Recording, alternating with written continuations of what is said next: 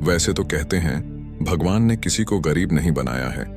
उन्होंने हर किसी को इतना दिया है कि वो अपना जीवन गुजार सकें, और अगर किसी को जरूरत से कम भी दिया है तो भगवान उसके लिए कुछ न कुछ ऐसी व्यवस्था कर ही देते हैं, उनका जीवन चलता रहता है। नमस्कार दोस्तों, आज की इस जी.के. बुद्ध कहानी के माध्यम से आप जानेंगे कि भगवान बुद्ध के अनुसार कौन धनवान और धनवान व्यक्ति होता है। साथ ही आप यह भी समझ जाएंगे कि गौतम बुद्ध हर व्यक्ति को अमीर क्यों कहते थे। गौतम बुद्ध की कहानी आपको बहुत प्रभावित करेगी और बुद्ध की इस प्रेरणादायक कहानी से मिली सीख आपके बहुत काम आएगी। एक बार की बात है, ऐसा हुआ एक राज्य के राजा ने गौतम बुद्ध को कुछ दिनों के लिए अपने राज्य में आने का निमंत्रण दिया। बुद्ध ने उस राजा का निमंत्रण स्वीकार कर लिया और अपने कुछ शिष्यों के साथ उस राज्य में चले गए। राजा ने बुद्ध से मुलाकात की और उनसे कुछ दिन वहां रहकर अपने राज्य के लोगों की समस्याओं का समाधान करने और उन्हें धार्मिक मार्ग पर चलने की शिक्षा देने का अनुरोध किया। बुद्ध ने राजा की बात मान ली और इस राज्य में 3 दिनों के लिए एक धार्मिक परिषद आयोजित करने का निर्णय लिया। गौतम बुद्ध के आगमन की खबर पूरे राज्य में फैल गई और धार्मिक सभा के पहले ही दिन बहुत से लोग आए। उसी राज्य के चौराहे पर एक भिखारी बैठा रहता था। उसे भी गौतम बुद्ध के आने की खबर थी, लेकिन वह सोचने लगा कि धर्म सभा में जाकर और यहाँ बैठकर उसे क्या मिलेगा। जैसे जैसे लोग आएंगे वे मुझे भिक्षा में कुछ न कुछ अवश्य देंगे। पहले दिन कई लोग आए और इस भिखारी ने अच्छी खासी कमाई की। अगले दिन फिर वही क्रम जारी रहा। भिखारी ने भीख मांगने के साथ साथ यह भी देखा कि धार्मिक सभा में जाते समय लोग उदास और दुखी हो रहे थे और उन्होंने उसे कुछ दिया भी नहीं। जब वह बुद्ध से मिलकर वापस आता है तो बहुत खुश दिखता है और खुशी खुशी भिक्षा भी देता है।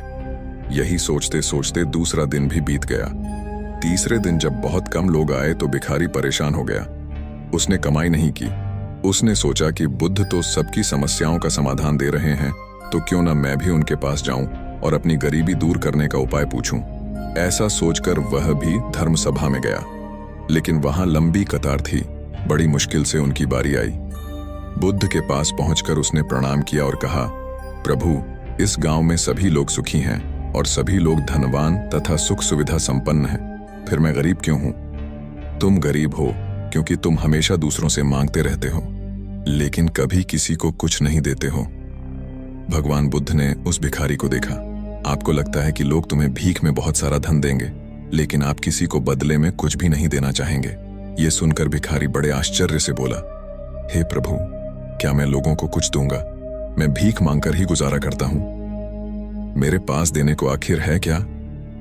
बुद्ध कुछ देर के लिए चुप हो गए और कुछ देर रुककर बोले, तुम बहुत मूर्ख हो।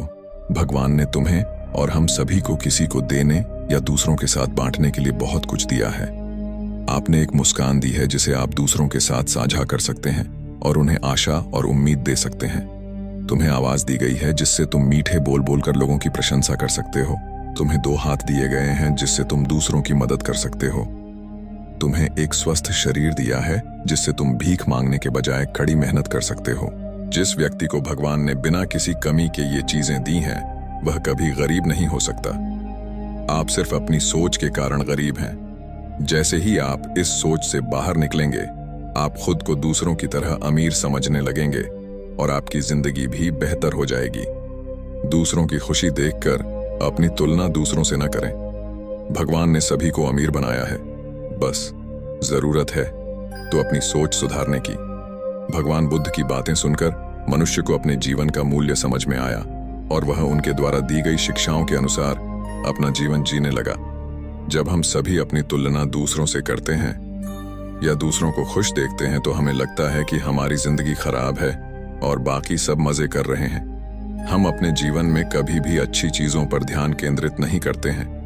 हम कभी यह नहीं सोचते कि भगवान ने हमें स्वस्थ शरीर दिया है, जो सबसे कीमती चीज है। आप कितने भी अमीर क्यों ना हो, अगर आपका शरीर उपयोगी नहीं है तो वह पैसा भी किसी काम का नहीं है।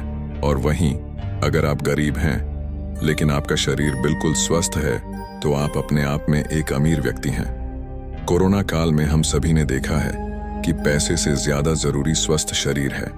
तो दोस्तों, हमारी वीडियो यहीं पर समाप्त होती है।